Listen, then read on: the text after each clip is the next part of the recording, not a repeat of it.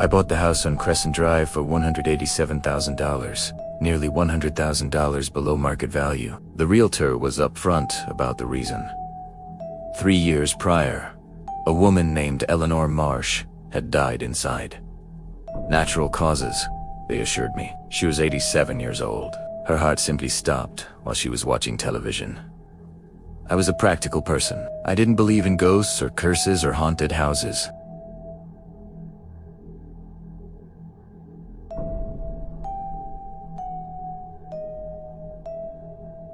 The first few weeks were uneventful. I painted the walls, replaced the carpet, and tore out Eleanor's ancient floral wallpaper. I found small traces of her life in forgotten corners. A pair of reading glasses behind the bathroom radiator, a handwritten recipe for apple pie tucked into a kitchen drawer, a faded photograph of a young woman I assumed was Eleanor in happier times. I threw most of it away. Maybe that's when it started. The first incident was minor. I woke at 2 a.m. to the sound of the television playing in the living room. Just static, that hissing white noise that old TVs make when they're not receiving a signal. I assumed I'd left it on by accident, stumbled downstairs, and turned it off. The next night, it happened again, and the night after that. On the fourth night, I unplugged the television before going to bed. I even wound the cord around the back so it couldn't somehow fall back into the outlet. I lay there in the darkness, listening to that familiar hiss, my heart pounding against my ribs. The television was unplugged. There was no way it could turn on.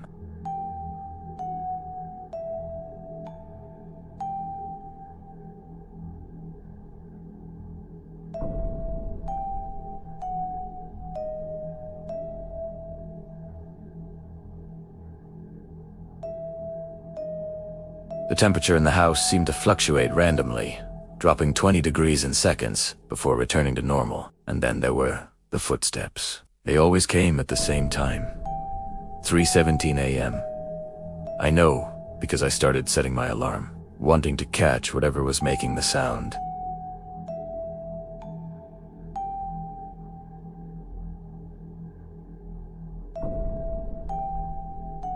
Something that walked. The next morning, I borrowed a ladder and pulled down the attic hatch. A shower of dust and old insulation fell around me as I climbed into the darkness above. The attic was empty. Just wooden beams, ancient fiberglass insulation, and decades of accumulated debris. No furniture, no boxers, nothing that could walk. But in the far corner, barely visible in the beam of my flashlight, I saw something that made my stomach drop. Footprints. Not in dust, there was dust everywhere but pressed into the wooden floor itself. Deep impressions. Ilk someone had stood in that exact spot for years, shifting their weight back and forth, wearing grooves into the wood. The footprints led from one end of the attic to the other and then stopped at the wall, as if whatever made them had walked straight through. I moved out 2 weeks later. Abandoned my mortgage. Let the bank take it. I've driven past Crescent Drive a few times since then. The house is still there, still empty. The windows are dark. The lawn is overgrown. But sometimes, late at night, I see a light flickering in the upstairs window, and I know Eleanor is still watching her television, waiting for someone else to come home. The house at 4421 Maplewood Drive had been in my family for 3 generations. When my parents decided to spend the weekend at my aunt's funeral in Minnesota, I insisted on staying behind. I was 17. After all, old enough to handle 2 nights alone in a house I'd lived in my entire life. The first night passed without incident. I ordered pizza, watched horror movies with deliberate irony, and fell asleep on the couch with the television casting its blue glow across the living room walls. It was the second night when everything changed. I remember the exact moment the feeling started. I was standing in the kitchen at 11:47 p.m., eating cold cereal over the sink because that's what you do when your parents aren't home. The house was silent except for the gentle hum of the refrigerator and the occasional creak of old wood settling in the February cold. Then I heard it, a single, soft tap against the kitchen window. I froze, spoon halfway to my mouth, milk dripping onto my shirt. My eyes moved slowly toward the window above the sink. Nothing but blackness stared back at me, the glass reflecting the bright kitchen light and transforming the outside world into an impenetrable void. Just a branch, Primetta told myself, the old oak tree by the house. But I knew the oak tree was on the opposite side of the property. I set the cereal bowl down and reached for the light switch. My fingers hesitated. Part of me understood that turning off the light would allow me to see outside, but another part, the ancient, primal part that remembered what it meant to be prey screamed at me to keep the light on. To stay visible, to not invite the darkness inside, I turned off the light. For a moment, I couldn't see anything. My eyes struggled to adjust, the afterimage of the bright bulb swimming in my vision. Then, slowly, the backyard materialized through the window glass. The wooden fence, the dormant garden beds, the rusted swing set I'd outgrown years ago. And something else, a figure standing perfectly still at the edge of the tree line. My heart didn't race. It stopped. For 3 eternal seconds, my body forgot how to function. The figure was too far away to make out any details, a dark shape that could have been a person, could have been a shadow, could have been my mind playing tricks on me. But shadows don't move, and this one took a step forward. I scrambled backward, slamming into the kitchen island. My hip erupted in pain, but I barely noticed. I couldn't look away from the window, couldn't stop watching as the figure took another step.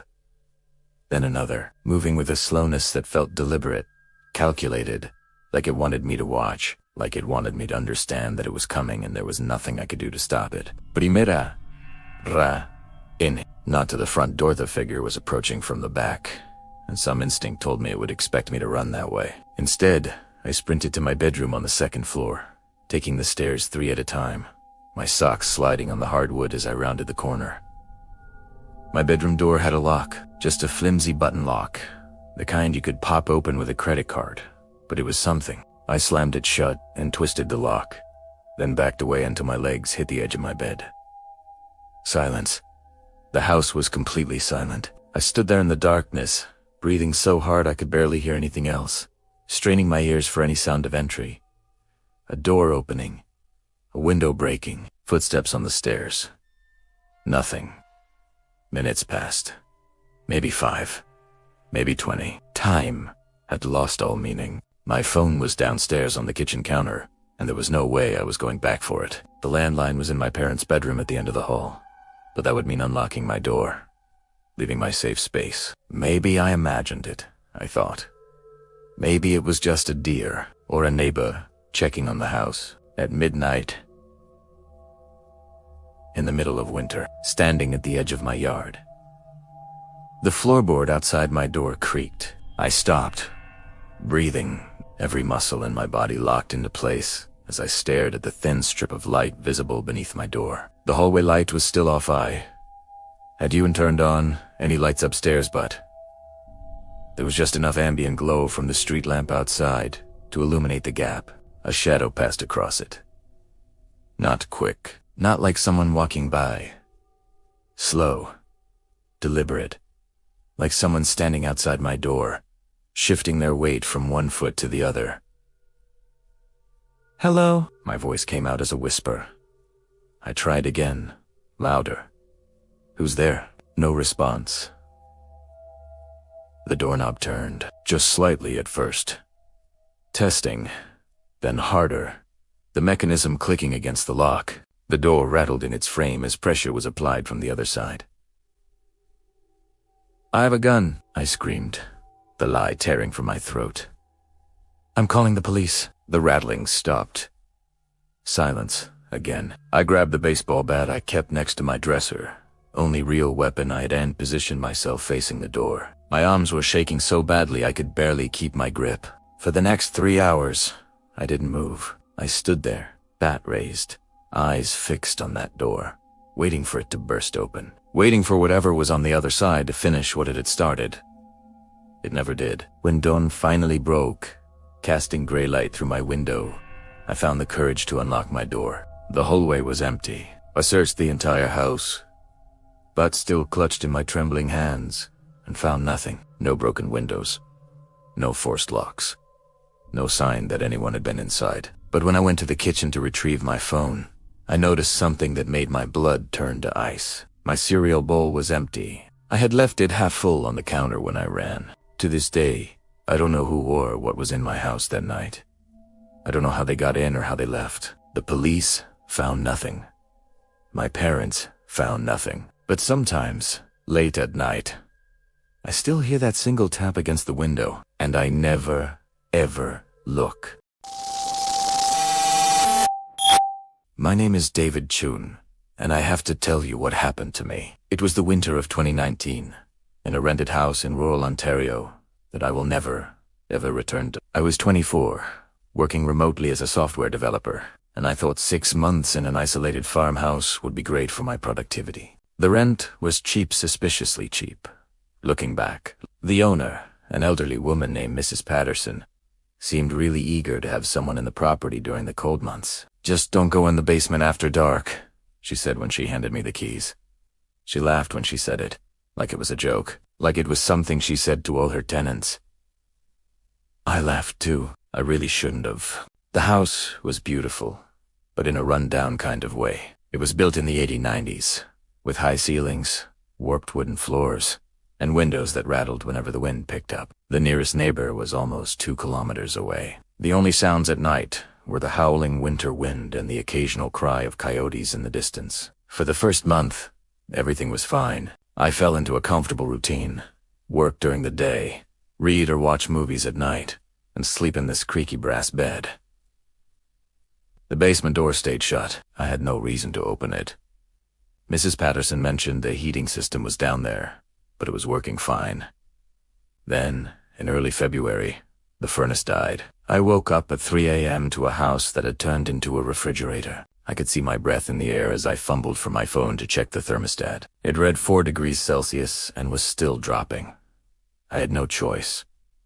I had to go into the basement. The door was in the kitchen, a heavy wooden thing with an old iron latch that made a loud scraping sound as I lifted it. The stairway beyond was steep and narrow, disappearing into total blackness. I found a flashlight and aimed it down. The beam hit wooden steps thick with dust, leading into a space I couldn't really see. The air that rose up from below was colder than the rest of the house, and it carried this strange smell. Not bad, just organic, like soil after it rains. I went down slowly, each step groaning under my weight. The flashlight beam was jumping all over the place because my hand was shaking, casting these wild shadows on the stone walls. The basement was way bigger than I expected, stretching out into darkness beyond my flashlight. The furnace was in the corner, a huge metal beast that looked older than the house itself. I went over to it carefully, trying to remember a YouTube video I'd watched about pilot lights. As I knelt beside the machine, reaching for the access panel, I heard it. Breathing. Not my breathing. Something else. Something behind me. He spun around, cutting through the darkness with my flashlight. The beam showed nothing but empty space, stone walls, and shadows. But the sound continued. Slow, rhythmic breathing, like someone was asleep, or pretending to be. "Hello," my voice echoed off the walls. "Is someone there?" The breathing stopped. For a long moment, there was just silence. I told myself it was the wind, air moving through old pipes, the house settling. I turned back to the furnace, and the breathing started again. Closer this time, every instinct in my body was screaming at me to run, but my legs wouldn't move. I was frozen, flashlight beam fixed on the furnace, while behind me, something breathed in and out, each exhale getting closer than the last. Then he felt Italiano, a breath on the back of my neck. I don't remember climbing the stairs. I don't remember slamming the basement door or dragging the kitchen table in front of it. My next clear memory is sitting on the floor with my back against that table, hyperventilating, just listening to the silence of the house. The furnace never came back on. I spent the rest of the night in my car with the heat on, just watching the house from the driveway. When dawn came, I went back inside just long enough to grab my laptop and a bag of clothes. I left everything else. I called Mrs. Patterson from a motel in town. "You went in the basement," she said. It wasn't a question. It was a statement. I asked her, "What's down there?"